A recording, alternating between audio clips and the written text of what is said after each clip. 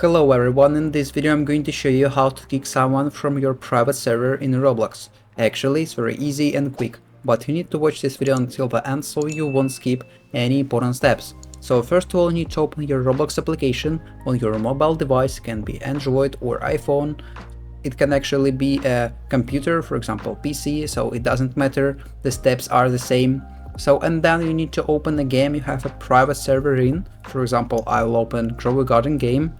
Here it is, and then you need to scroll down until you see this list of options and then click on the last option, servers. Here it is.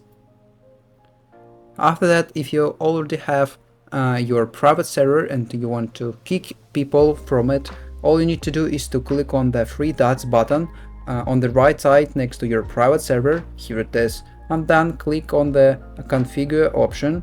Here it is. Then you will see this interface. You need to scroll down a little bit and then you will see server members.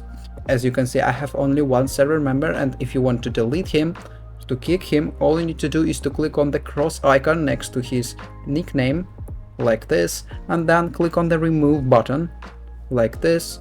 And as you can see, this person is kicked.